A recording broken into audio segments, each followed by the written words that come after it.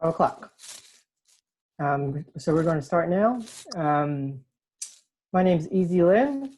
I'm a finance director for Comcast and treasurer for NAAAP. We have a great webinar today, Thriving the New Norm, Own Your Career. You're going to get a lot of good and relevant information from 3 seasoned executives. NAAP stands for National Association of Asian American Professionals. We welcome people from all career levels and backgrounds. We want to thank our panelists for taking time out of their busy schedules to talk with us today. Also want to thank our NAAP team that helped put this together. We got Ping, Cindy, Tommy, Diane, Joel, Ellen, Robin, Kevin, and Peter, and a whole cast of characters that have put this great event together. And lastly, we want to thank our sponsors, because without their financial support, we couldn't put this together. I want to give you the layout of our webinar today. We'll do a few minutes of intros. Then we'll get into the meat of our conversation today. Thriving the New Norm, Own Your Career. And then the last 10 to 15 minutes, we're going to take your questions. So you can ask during the webinar, but we'll leave the answering till later on in the event. So I want to kick it off to Joel and Diane, our moderators for today's session. Thanks, Easy, and thanks to all that are attending this virtually. Again, my name is Joel Catindig, and I am a leader in HR for Independence Blue Cross. But also I support NAAP as a VP of membership. And I'm excited to have everybody here today to really go through this wonderful session and hear from such great executive leadership that we have on our panel. And again, the framework of this is, during this COVID pandemic, it has created an environment that none of us have ever seen. For many of us, we had to switch into our virtual workplace. We had to adapt to a changing landscape and then just shift our mindset to think differently in the way we conduct our day-to-day lives. For NAAP, it's important to continue to support the region by cultivating and empowering leadership and connecting professionals, engaging the community, and inspiring for meaningful change. So for those that are entering into their career, those that spent many years in the workforce, to mid-management, senior leaders, I think today's session is going to provide you some great advice and input from various sectors, whether it's finance, technology, and HR. These leaders will provide you ways to navigate your career and this current job market. And then finally, at the end, we're going to save some space for some Q&A. We can do it through the chat feature, and that'll be moderated by Ellen Longo. So I'm going to actually kick this off over to Diane Nguyen, who's going to do a brief introduction of our panelists, and then we'll get this panel started. Diane? Hi, everyone. Sorry. Hi, everyone. My name is Diane. In my day job, I work in operations at Catindig Healthcare, where we leverage industry-leading knowledge and expertise to review our clients' data and identify overpayments. So in my volunteer life, I serve as the VP of our women's division in NAAP, also known as Women in NAAP, or WIN for short. And today I have the distinct pleasure of welcoming our 3 esteemed panelists, Alice Faye, Christine Endres, and Xihao. If you could each start with a brief introduction of yourself, starting with Alice. Great. Hi, everyone. My name is Alice Faye, and I am a VP of HR for Comcast in our technology product and experience team. I've been with the organization for over 15 years and very excited to be here. Okay, Christine. Hi, I'm Christine Endres. I'm the Regional Vice President for Robert Half in the Greater Philadelphia area. Robert Half is a specialized staffing firm. We primarily focus in 5 areas. Our largest is accounting and finance, administrative, creative, legal, and information technology. And I'm also excited about the opportunity to be part of the panel today.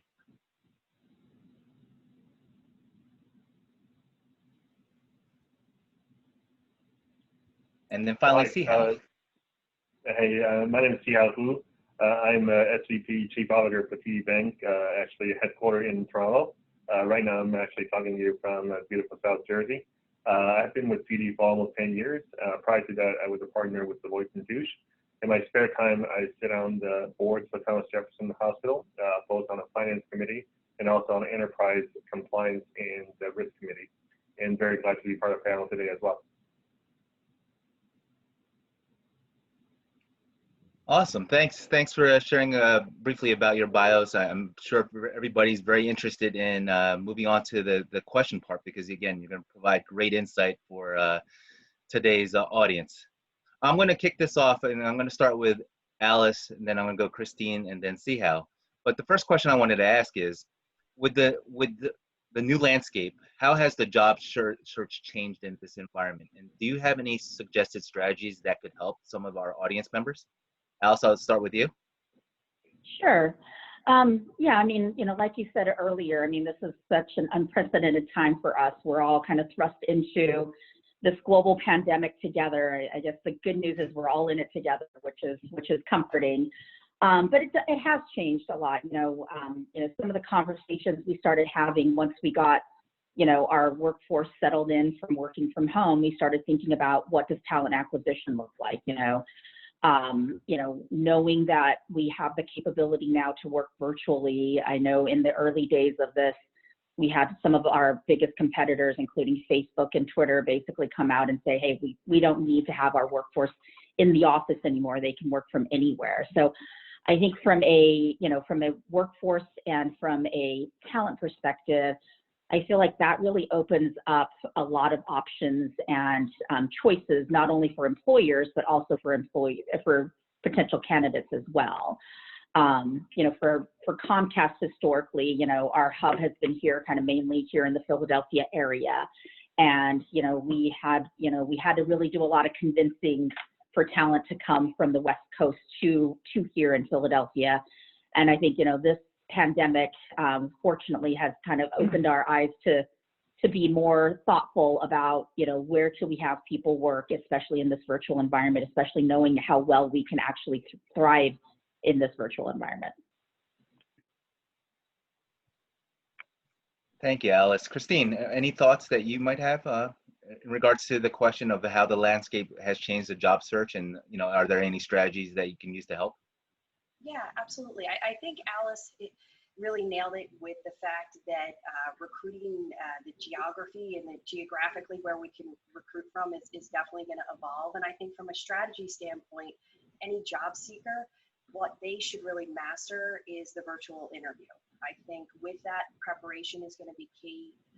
Making sure ahead of time that your connection is strong, that your Wi-Fi works, making sure that you're dressed to impress, from head to toe, that you log on ahead of time, that you're well prepared, that you're comfortable being on the camera, projecting your voice, because you're not getting an opportunity to kind of read body signals. You've got to be prepared. So I would say prepare yourself from that and practice it. There's nothing wrong with grabbing a peer, a coworker, a family member, and practicing jumping on a FaceTime and answering the questions, because frankly, it's new to all of us. Prior to this, I'd been, had limited experience with virtual meetings, and, fast forward 4 months, and it's something we're doing all the time. So I think that's probably the key strategy that I would recommend to anyone. Thanks, Christine. And finally, Xihao, and I want to add a little bit of a spin too, because you think about it from your end, you do travel back and forth between Canada, and that is home base for you. But a lot has changed. Could you go a little bit into the job searching, but then also as well as the strategies, but then just also what changes have happened with you going back and forth between here and Canada? So to me, maybe COVID-19 is a little bit blessing in disguise. Last year, I traveled over 160 days between the U.S. and Canada. This year, except for our first fiscal quarter, which ended in January, on January 31st, I haven't been traveled since early March, which is good from a family perspective. My parents get to see me more, and they can impose curfew on me, of course, so I don't get to go out of the house and go party too late at night, joking aside, of course. But I think it does change a lot, because most of my meetings with senior executives at the bank are now over video. And to Christine's early point, not only just for interview, just interaction with senior folks, interaction with board members, how you carry yourself on the video is very important because everyone wants to advance their career within the company. So you have to carry certain ways of acting. Now that it's different from before, it's not face to face, it's on video. And some of Christine and Alicia's points is very valid, especially small things like making sure you have enough bandwidth at home so that you don't have a glitch when you are talking to your interviewers and when you talk to a senior person online via video. The other one I may add from a job seeker's perspective is, given that the geographical span is expanded much bigger today, one of the things you may want to think about is what distinguishes yourself from another person. I think the additional skills you have to be ready for the future of the job is more important. A lot of companies open up for digital type of digitization, digital type of studies to add knowledge to your knowledge base and can distinguish yourself from other candidates. I encourage all of the job seekers think about that and do a little bit self-study. There's lots of free courses online. I think Microsoft on June 30th has actually announced free courses from their website, LinkedIn website, for you to do a lot of stuff you can do it on your own. On TD side, we recently rolled out digital studies for all of our employees on a platform called Thrive. So you essentially get a lot of free courses to build up your capability, such as, let's say, if you love data and analytics, you can do Python programming, you can do Tableau. All those stuff will be very helpful for you to get a better job or more advanced job if you have those skills. Great responses, and thank you. And I think a couple of key points that I saw was just openness, thoughtfulness, how you carry yourself, making sure you have the right bandwidth, and just openness to using some of the new technologies. And then really at the end of it is just what distinguishes you from some of the folks that you'll be interviewing with, both from a job perspective or just from a networking perspective. Nice, thank you everyone for answering that question. We'll move on to the next question, Diane.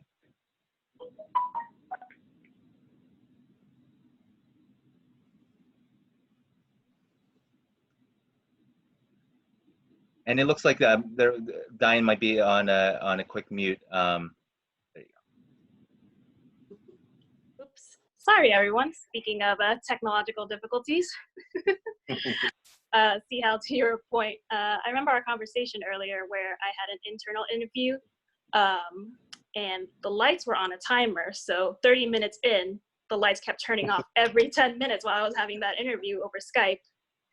And so just kind of talking about maximizing our use of technology, what would you say some of your favorite interviewing techniques for employers and employees would be? Start with Alice. Gosh, and the favorite interview techniques. I think I think about, when I'm interviewing folks, we have our candidates come in, and it's a brutal schedule. I'll just confess right now. A lot of times it's all day long, and you're trying to meet as many people as you possibly can. We're really trying to maximize the time. So a lot of times we really only have about half an hour to really spend with a candidate, which in my mind is not enough time. But I would say, really try to be really crisp and concise. I think, Xihao said a little bit of this in the last question of really, making sure you point out the things that make you stand out or make you kind of stand out from the rest of the crowd. But really, think about, how much time you have, there's a little bit of the introduction, getting to know each other, breaking the ice, but then how much time do you actually really have to talk about yourself and your skills? And make sure you're really practicing that, right? And being able to be very succinct, getting to the point, really hitting on the high, the high points of what it is that you want to make sure you're communicating, and make sure you're planning your time and thinking about how you're using your time with that interviewer to share all of your experiences. Just again, knowing that, that number one, you've got to get to the next person as well, but, making sure you utilize the best time that you can. That's great. And Christine, do you have any advice from a staffing perspective? Absolutely. So first I would echo most and really everything that Alice said in terms of being clear, concise. From the staffing perspective, our interviews at times are a little bit different because we're really trying to figure out, how we can, assist this individual, how we can, gain an understanding of what they're looking for. But as we, have them, start to meet up with our clients, we want to make sure that they fully understand the company. We, want them to go in as prepared as possible. But what I also think is really important, whether you're interviewing through, for a staffing firm or you're interviewing, with a Comcast or TV, is as the person conducting the interview is as you close it, to really give some very specific follow-up of what your expectations, because I think as much as I can learn from the answers I get from someone, do they follow what I ask them to do? Is it, think about this and tell me why, you want to work there, or, whatever precise kind of, game plan I give them is kind of my test to see, they told me they can, follow directions and their attention to detail, but I gave them one final task, and I'm kind of looking to see whether or not they, will meet that and will kind of execute that. Okay. So, and Xihao, on top of being mindful of your time and being clear and concise to the interviewer, do you have any advice for our audience as well? Yeah, I think one is, when you do face-to-face interview, you always want to have some small talk. And I think that's also okay when you do it on video, but keep it short, keep it to the point. So maybe before you go interview, if you have the interviewee's name and their job title, whatever, do some research online. Not to stalk them online, of course, on social media, but there's a lot of places you can find their traces, especially on LinkedIn, and to see which school they have gone to, or maybe what non-for-profit organization they're volunteer for. So if it happens to match with your interest, it'd be good to have a little bit small talk up front. The other one is, I always prepare some remarks on the side, not to read it off when someone asks me a question, but to highlight a few key words. Those keywords related to what I can offer to the company. So in a very short period of time, I want to make sure all those keywords, which actually highlight my traits or good things, can be delivered very crisply to the interviewers. So if you had it on the side, and don't always look at it, but kind of from time to time check on it to see if you have delivered those keywords, and that will be helpful as well. Great, great. Joel, Awesome. do you want? Yeah, definitely. Thanks, Diane. So this is great. We're going to do a little bit of a pivot here too, because we were talking about from a hiring perspective. Now we're going into from a workforce perspective for those that are actively in the office. One of the things that has changed again is the face-to-face, whether it's in one-on-ones, team meetings, or even divisional meetings. We don't have that same perspective or touch, because again, everything is done virtually. Do all of you have some video best practices for one-on-one small meetings or large meetings? And I'm actually going to change the order up a little bit. I'm going to start with you, Xihao, and then go to Christine and then Alice. So I can cheat and plagiarize on my friend's remarks. So there's a few things. I think with video meetings, and especially we have quite a few of them. Someone this morning called me to say, "Oh my God, my meeting starts at 7:30 in the morning till 7 o'clock at night." So there's lots of meetings, and you're oftentimes back to back. So I would say some of the good practice for physical meetings is also useful for virtual meetings. For example, have a good agenda beforehand and send it out. I'd like to see it probably 24 hours beforehand. So then, if there are topics out there I'm not familiar with, I can be prepped and make your meeting more productive. If there's no agenda, you just kind of start the meeting, say, "Hey, here's what we're going to talk about," with no context. I don't think the meeting will go as your plan. I think that's probably number one. Number two, similar with physical meetings, limit the number of people on the meetings. If people are not involved in decision making, don't have 50 people on a meeting. If there's only 5 or 6 people that need to chime in for your conclusion of decision making, then have those people on the call so you can limit the time, and hopefully you can finish the meeting early, finish the objective early, and leave some room for your next meeting. Thanks, Xihao. That's awesome. That's great advice. Christine, what from your perspective, from you think about the space that you're in, from a hiring perspective, any recommendations on video call best practices for one-on-one, small meetings, or large meetings? I would definitely agree with everything that Xihao said in terms of limiting, and we've found that lunch and learns, where it's maybe just 5 people over lunch having a discussion, can be huge. We've also found that even just a check-in virtual call is really important, where you've got maybe a small team or just you one-on-one with another person, just asking them how their day's going, asking them how their week was. Early on in the pandemic, it was, how are you getting your groceries? What are you watching on Netflix? But I think as important as having these very tailored virtual meetings to conduct business it's equally as important to almost have a check-in on the mindset and how our employees are feeling overall. Awesome. Thanks, Christine. And then finally, Alice, coming from one of the larger employers in the region and having multiple beautiful buildings in the region, a lot has changed. Any recommendations or suggestions on video best practices? Yeah, I'm going to double down a little bit on what Christine said. It is so important. We have this thing where what we call kind of a water cooler meeting, right? Which basically is a meeting where we don't talk about anything but anything that's work related. I think you do miss a lot out in the interaction of, going to the break room, seeing, someone that maybe you don't normally interact with and chatting about how their weekend was. And so you almost have to be a little bit more intentional with that now that you're in this virtual environment, because it is easy to get sucked into just kind of going from meeting to meeting and not checking in with people. And I do think that that is really important. The other thing that I will say is, it's really important to take a break. I think one of the things that we're finding with a lot of our teammates is that the fatigue is setting in, and it is real, right? I mean, Xihao mentioned it, 7:30 in the morning, you sit at your desk and, for some of us, myself included, I'll sit here until 6 o'clock at night. And, I used to complain a lot about the fact that, I have to run from meeting to meeting, from meeting room to meeting room, or even from building to building. But I'm starting to realize like that was actually kind of nice, because it was a little bit of a break.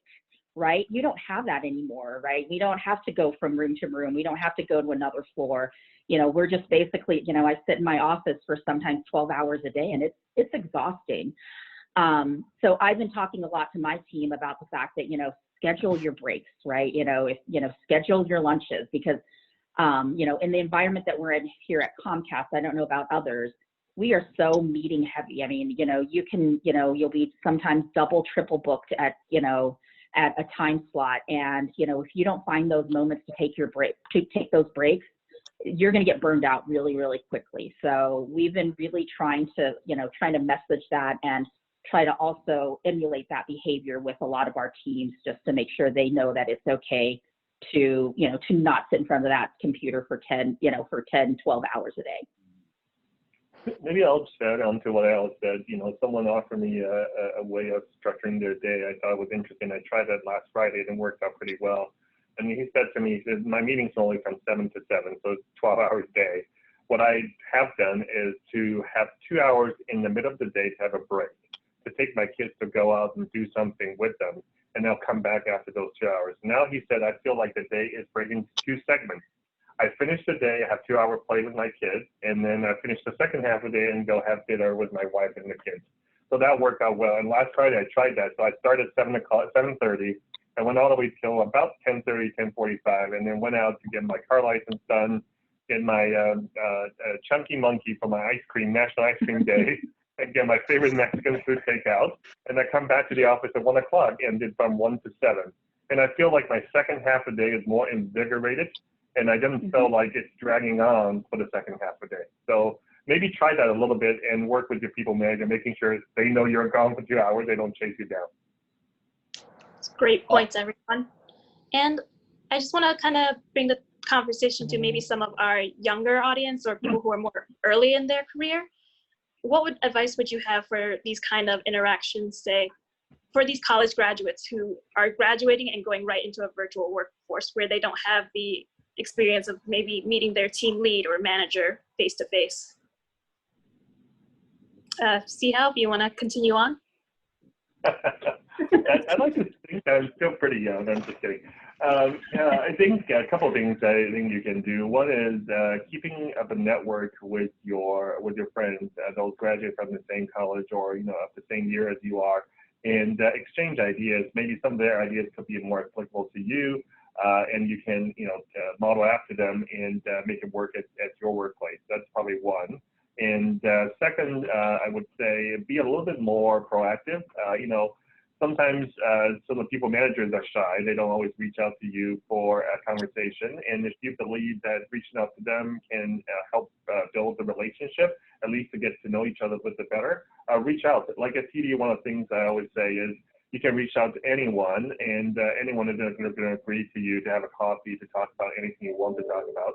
And it's actually a welcoming thing for me, because if I have meetings throughout the day, having half-hour chat with a youngster just coming into the bank, it will be a delightful experience for me, and it can slow down my work pace a little bit as well. So I don't know if there's any key people on the line. If you hear this, feel free to put anything on my calendar to have a chat. Good. And this kind of brings me into our next question of what the current expectations on employers, employees during this current work environment. Alice, if you want to start that. Yeah. Well, I mean, I think, clearly we're in unprecedented times. I think one of the things that I've been reflecting a lot on is the fact that, we don't have all the answers. I think, from a employer standpoint, we are all, we're all kind of, reacting to everything that's happening. I'll give you kind of a really, good kind of, real life example. We at Comcast had started thinking about, okay, at what point do we start to bring some of our employees back into the workforce? And, started kind of thinking through that and thinking about planning that. And then, I kind of started to think about how do we start to execute on these plans. And then last week, Governor Wolf comes out with, his kind of declaration of, encouraging people to continue to work from home. So, we're figuring out ways to be more nimble. We're figuring out ways to kind of react to the things that are happening kind of day to day in this environment. I would say, from an employee and from an employer is just, I think we all can have some forgiveness in this time. I don't think any of us has gone through a global pandemic like this before.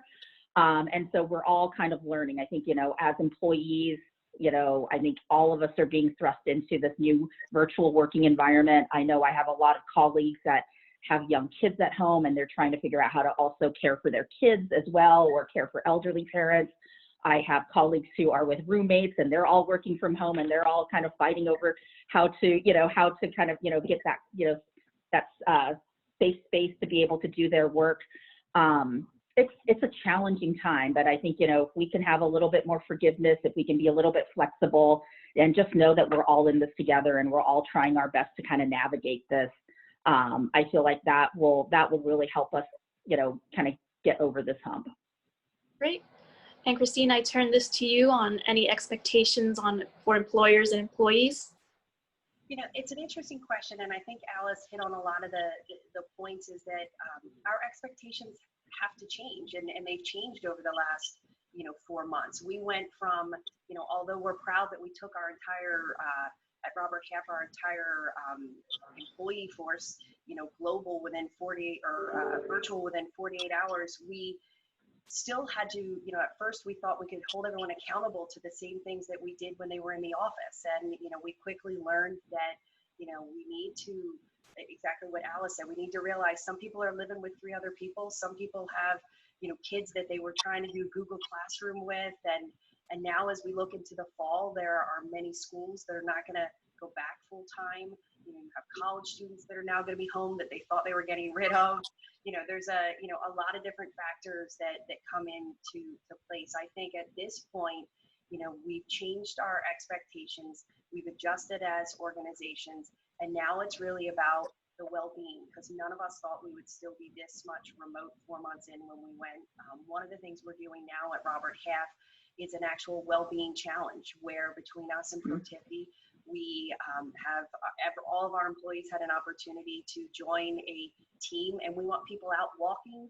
We want them out doing activities. So as your team gains steps, and you can get steps from gardening, from high intensity workouts, to all these things, you're walking across the world, and it's just about the well-being. To us, what's most important right now is, our employees happy? Are they healthy? And are they balanced? Because we know that they can execute in a virtual world, We just want to make sure that they continue, to not feel overwhelmed, that they don't get burnout. Xihao talked about, changing up the schedule, but are they taking their summer vacations? Are they just taking the Friday off?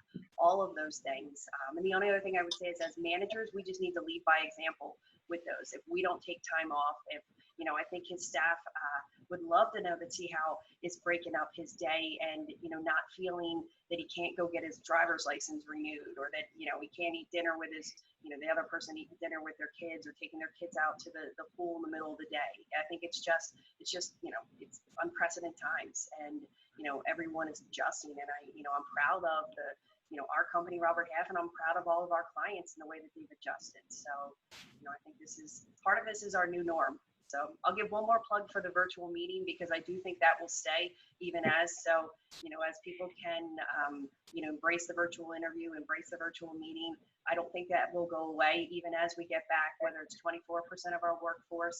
Eventually, when it becomes 100% of our workforce, I still think this will be a tool that's used. And I think a lot of people are still nervous about it. They're not turning their cameras on, they're not. And I think the quicker you learn to do that, the better you'll be, in the long run. And see how, on top of being flexible and understanding, as well as being mindful of our employees' well-being, any thoughts on any current expectations for the current environment? Yeah, I think I agree with Christine. I think working from home, those video conferencing, video interviewing are here to stay. I don't think it's going to go away anytime soon. I would say empathy comes in both ways. From the people manager, from the company side, don't assume anything, because we talk a lot about people with kids, people with elder folks at home to take care of, but we also need to take care of people who are actually single. It sounds a little silly to say, hey, single people, you have nothing to worry about. Why we should take care of you? You know what? Being lonely, being all by yourself, is a mentally challenged thing to do. And I do think that we should take care of all of the people who are going through this unprecedented, there are problems that we may not be aware of. So don't assume anything. On the other side, from an employee perspective, give a little bit flexibility to your people managers, to your company, because everyone is learning. Alice said, this is unprecedented. We don't always know what exactly to do. Just for example, I'm on the 5 people committee heads the TD to adjudicate, when, how, which group should be coming back to work first. And some of the conversations, it's a little mind-boggling, but it is true that we want to make sure everyone is safe. For example, how big is the elevator should be so we can hold enough people to be efficient at the same time keep social distancing. How about bathrooms? Because normally we go to bathrooms and we don't have any concerns, but now if there are too many people in the bathroom, it cause issues as well. How about places where you get your water, get your microwave food, and all those kind of things? So everything we want to think through to make sure people are safe to return back to a working from office environment. And we're not going to make all the decisions correct the first time. If we would trial and error, trying to get it to a comfortable, reasonable, and safe environment for everyone to go back, if they are going to go back. Gotcha. Awesome. Thanks, Xihao. And it seems like, we talk about, or we've used this term, and I think many of us, whether we, starting new in a company or those that have been in senior roles or have worked for a company for a very long time, I think this is probably the greatest example of change management. I think that's something that we always hear in all our industries, but I think this probably takes the cake when it comes to, we have to be flexible, as you mentioned. We have to be nimble. We have to lead by example and then really think things through. So it really does resound around change management. A question that I wanted to ask, and I'll pivot to you, Xihao, then Christine, and then Alice. But I wanted to get your views about going back to the office. I think that's on top of the minds for a lot of people, whether they are in the current workplace or looking for current roles. The fear of, or not even fear, but the unknowing of when large companies, small companies, or companies in general are going back to office. But I wanted to get your viewpoints, and I'll start with you, Xihao. Yeah, I think it's probably at this moment no one knows what exactly the right answer is. I know in Canada, Shopify, one of the startups, has announced that everyone will be working from home. They're not going back to the office. And I think I saw an article about a couple of days ago on LinkedIn that Siemens, which is one of the large electronic, conglomerate in the world, they're allowing employees to permanently working from home from anywhere in the world.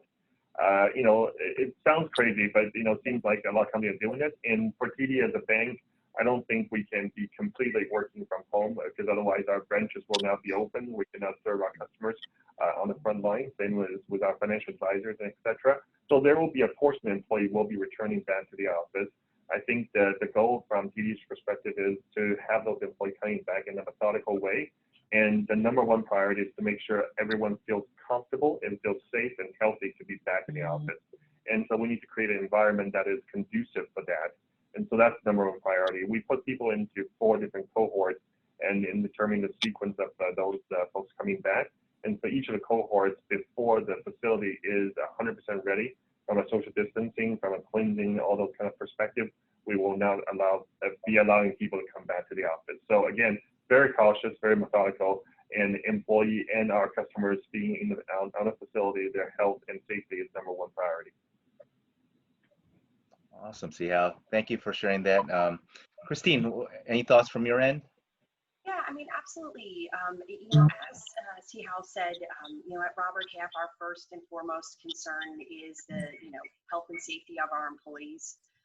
Of those folks that we have surveyed, there is a lot of concerns. People are concerned about, you know, social distancing. They're concerned about, you know, exactly what you mentioned, you know, the common areas. Will I be forced to business travel? Will I be forced to, you know, come back full time? And the answer is no. And I don't think anyone wants to believe that's the, you know, the case at this point, and that we know we have to work through it. We're lucky that our international operations have already opened their offices, so we have a little bit of a playbook.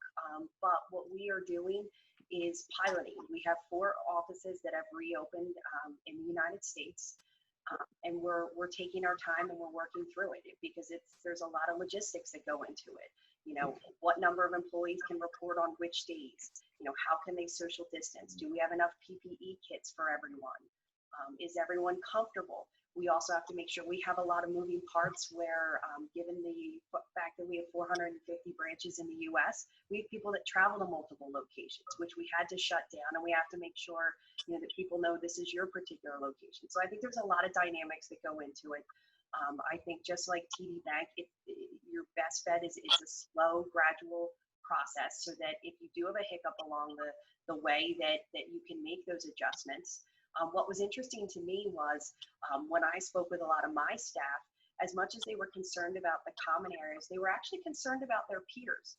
And their thought was, if I'm someone that always wears my masks and doesn't go to, you know, the gathering of whatever, it's 250 to the gathering of 249 people and presses the limit, is that the person sitting 6 feet from me? So it's interesting how, you know, not only do you have you look from the corporate standpoint, but you just have people looking at their peers to think, you know, are they as nervous? Do they have as much to lose? Are they as, you know, as much, you know, do they have the same, you know, level of, you know, exposure that I do? So I thought that was kind of interesting, you know, as I kind of talked, hey, if we were to go back, how do you feel? What does that look like for you, as kind of a pre-conversation?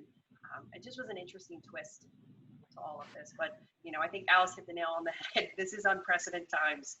And you know, and you, like you said, this is change management at its best. And those that were flexible are surviving this, and those that have been inflexible are really struggling at this point, because not one of us thought we would be in this for 4 months. We thought we'd be out of the office in 2 days, and this is, you know, this has been absolutely amazing to, you know, to experience. Thanks, Christine. And Alice, to you, especially the fact that you framed it unexpected times. So what is your viewpoints about going back to the office? Yeah, I mean, I love going last, because I feel like between Xihao and Christine, they've got all the answers, right? So now I can give you kind of a softball answer.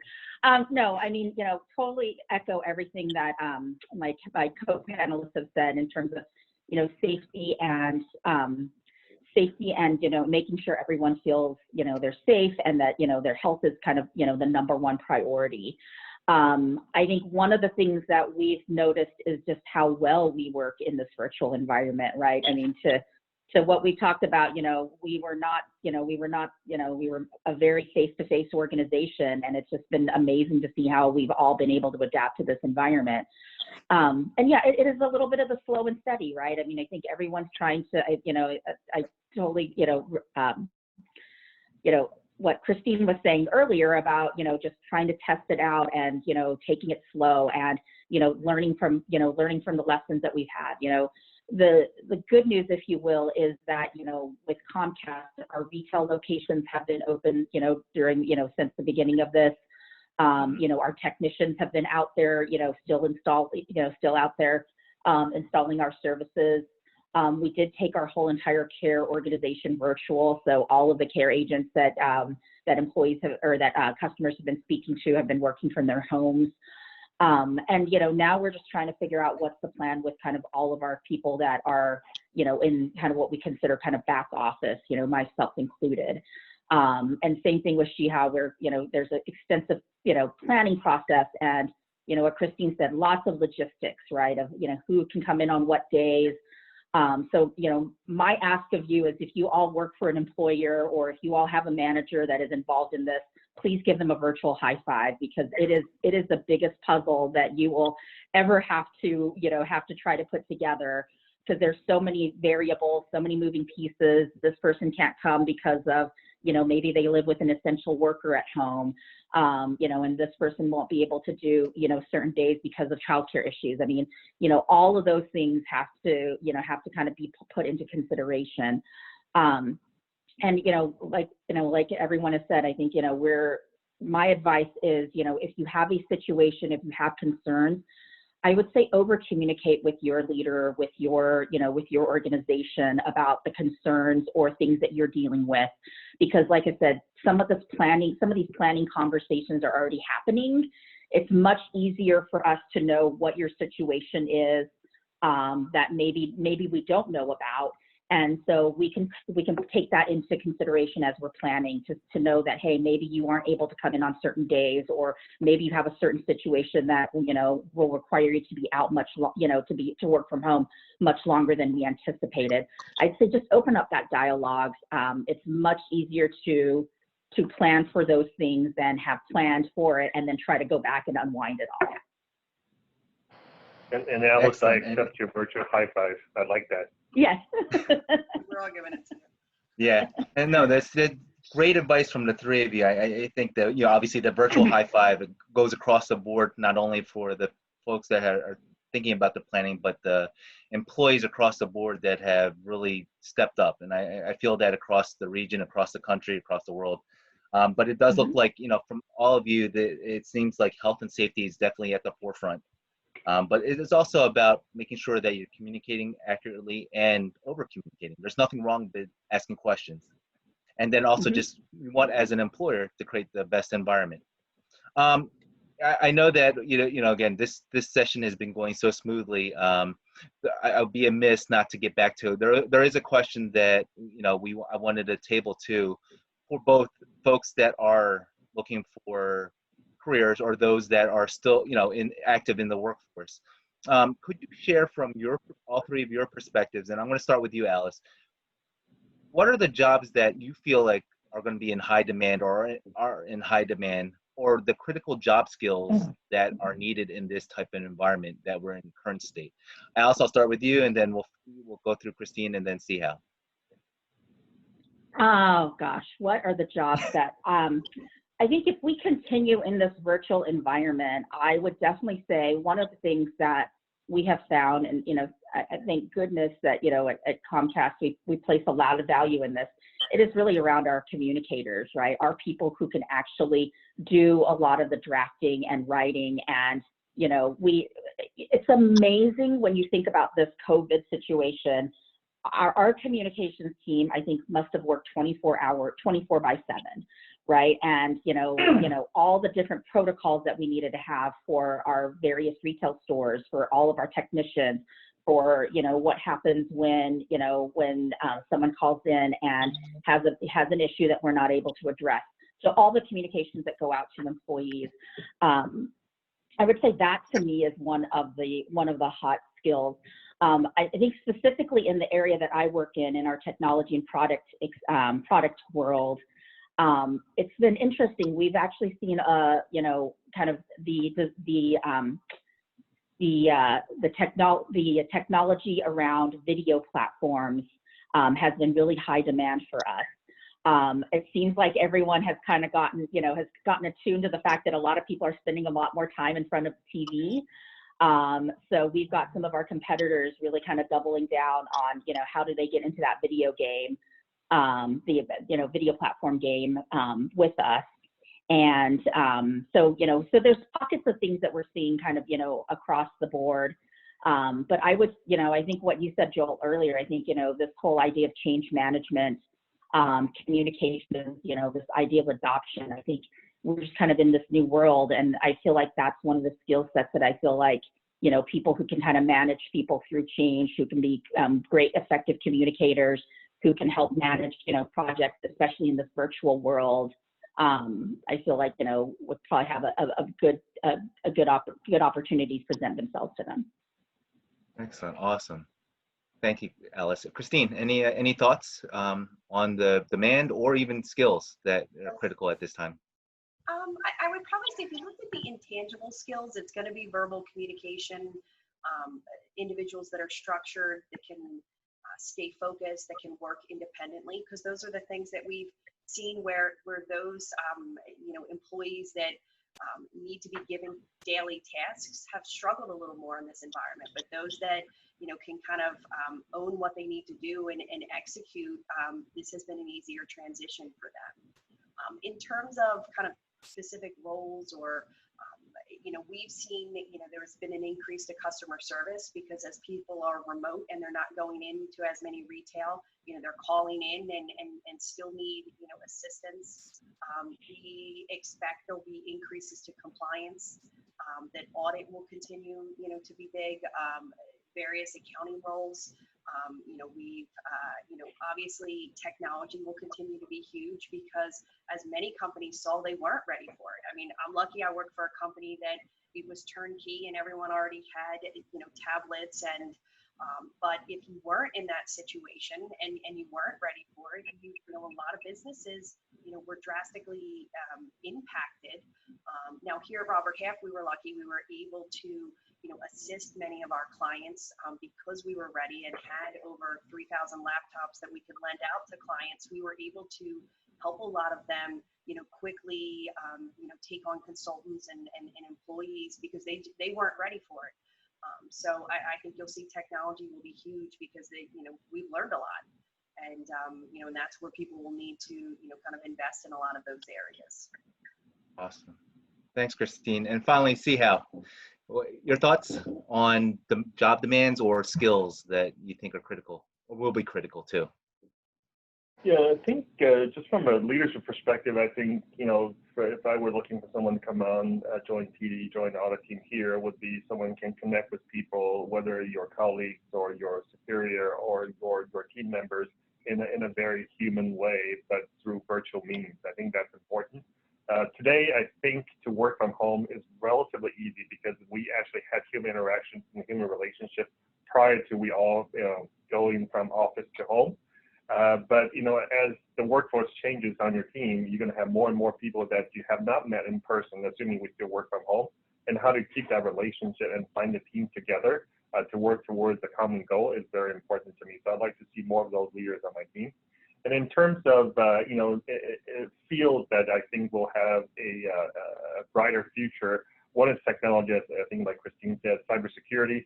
Those will be even more in demand in terms of skill sets. And second, because we're trying to create efficiencies and whatnot, and using analytics, using those tools to leverage on data to create value for your customers, for your internal consumers, those will become more and more important. And the last one, we talked about change management. I think you mentioned several times as well. We're going to see more transformation. So people who can lead a transformation, a change project, can communicate those changes in a clear and a concise fashion to your employees, would be those that actually will have a brighter future in terms of prospect for jobs. Awesome. Thanks, Xihao. And again, it seems like platforms going to be big, customer service, having connection as a human, just being able to have that connectivity with both your audiences, just verbal communications as I've seen, and just being able to go through change management and transformation. I know, again, we're getting to the top, about 10 minutes to go for this meeting, and I don't want it to be just me and Diane asking the questions. So I'm going to actually turn this over and let Ellen lead the other portion, which is the Q&A. I see that we have a lot of questions from our audiences. So Ellen, I'm going to pass it on to you, and this will be questions for our panelists from our audience. That's right. Hey guys, thank you so much for a great discussion. And for our audience, we are taking questions. We already received some, but for those who have any, feel free to share it in chat or the Q&A chat box. So let's begin. Unemployment is at an all-time high. How can candidates stand out and get noticed? Who wants to go first? Christine, you want to go first? Yeah, absolutely. I think right now your online presence is going to be very, very important. Your ability to network online, I would recommend, LinkedIn is a popular platform. I would certainly recommend to any job seeker to make sure that they've got, a professional picture uploaded. They've gotten, all the information, about their previous work experience. I would recommend getting, recommendations or endorsements from either colleagues or former managers, joining various groups online, just so that, because I think more than ever, because we're kind of in a virtual world now, that your online branding is going to be really important. Great. Alice and Xihao, do either of you want to add to this? If not, we'll move to the next question. Yeah, Ellen, I think, kind of similar to my answer to the first question is maybe adding on some skills, or, you probably have, if you're unemployed, you probably have a little bit extra time right now. Maybe find something to skill yourself, and you can, when you go for a job interview, when you're trying to get noticed, you have one or two features that other people may not have, or one or two features that's in the hot field of pursuit, so you can distinguish yourself much better. That's probably one. The second is don't be afraid to be aggressive. I'll give you one example. If someone's reaching out to audit, in Toronto for a potential job, I think that person actually trying to reach out to me on LinkedIn. I didn't respond right away, but at the same time, he actually emailed my boss, who's the CFO for the bank, and my boss actually responded to him first and said, "I'll take care of that for you." So that almost forced my hand to say I have to respond to that email, right? Not that I won't respond to the first email, I just was a little bit delayed. But it's never too late to be a little bit more aggressive. It is your career, so you need to think about different ways to get attention. Great. Now, with less jobs and more candidates, has this affected pay? Has pay gone down, as it seems employers can now easily find another, maybe more qualified candidate who will take less pay? Who wants to take that question? I think Alice has a lot more money to pay. Well, she's HR. So Alice, do you want to? Yeah, no. I mean, look, we look at market. We do a lot of our jobs are market-based pay. I have not started to see any kind of decline in terms of the market-based pay, in the last 4 months. I think, the skills are the skills. I think, depending kind of where you are and what field you're in, there's certain jobs right now that we're still paying a premium for, right? Especially ones that, are highly technical and are really scarce out in the industry. But I have not from my perspective seen any kind of decline or any kind of bargains from a talent perspective out there. That's great. Yeah, I would agree with that, especially in hot job areas like I mentioned earlier, like cybersecurity. If I want to hire someone in that area, the premium on having that skill set has not gone away, and we would like to have as many smart people in this area to come in as possible. So as long as you have the right skill set, or you can upskill yourself to an appropriate degree, I think you will still be, quite a bit safe from a compensation perspective. Yeah. Great. All right. So moving on to our next question, what are your suggestions for a person moving into management and how they can get to know their new staff in our new virtual working environment? I'll maybe take a stab at that because I actually did this. So right about a month after COVID hit, I accepted a new job in working with our technology and product team, and I had to actually go through this. And One of the things that I did, first off, is, number one, I obviously couldn't get my whole team together, for, let's say, lunch or, or even a happy hour. So what I decided to do is I set up half an hour with each one of my team members, and, just really, kind of, laid out that, this is not a, let's catch up on all the things that you're working on from a work perspective. I, made it very clear that this was just an opportunity for us to get to know each other, what their interests are, who, their families, the things that they, they're passionate about. And it was really great, because I think these are the things that I feel like, we miss out on the workplace, not being in the workplace. And what I talked about earlier, kind of that whole idea of that water cooler, right? That water cooler talk. And so we just had half an hour where we just sat and talked about nothing, nothing work related, and just really got a chance for them to get to know me and get comfortable with me as their new leader, but then also for me to get to know them, and what they're kind of dealing with, and the things that make them that they're really passionate about. That makes sense. Thank you so much, Alice. Moving on to resumes, what recommendations do you have for someone who is changing fields, in terms of what do they put in their resume? How should they present it for someone who's changing fields? Christine, you want to take a shot at this? Yeah, I mean, that's an interesting one. I think what you need to do is figure out what skill sets are going to be transferable and play those up. And I think it's probably, there's going to be a need for a little bit of explanation that might go with it in terms of, say, a strong cover letter. It might also benefit you to work with a staffing firm, because they can, kind of verbally express the reason why someone wants to change jobs. But most important, I think it's going to be what are your skills and how are they transferable, and having almost a logical flow with your resume that helps people to see that, so that they can see how you could transition and leverage what you've done before into your new adventure. Okay, great. Well, I want to be sensitive of the time. Joel and Diane, do we have time for another questions, or is it closing time? Because I think we want to, keep on track here. I think it's a time for closing. Great. So, thank you guys so much. of course, I want to thank all of our panelists, Alice, Christine, and Xihao. After this conversation, I am now invigorated to thrive in my own career and start by asking my supervisor for some PTO. I want to thank everyone, especially our audience, for coming to join us today. And if you're interested in more programming, be sure to follow NAAAP on our social media, our website. They're on Facebook, LinkedIn, and also have a YouTube channel where you'll be able to see recordings of this webinar and our previous ones and any future ones. Thank you, everyone. And one thing I'm just going to add from my end too, I think with the audience, all three panelists' popularity is probably going to soar after this.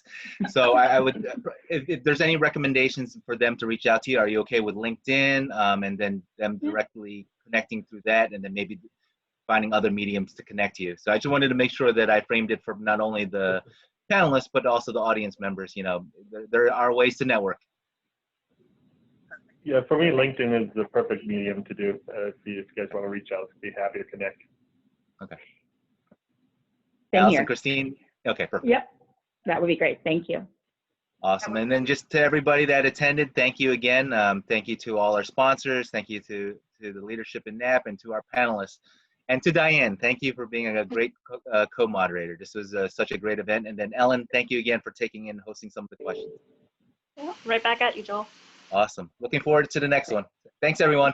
Thanks everyone. Thank you. Bye.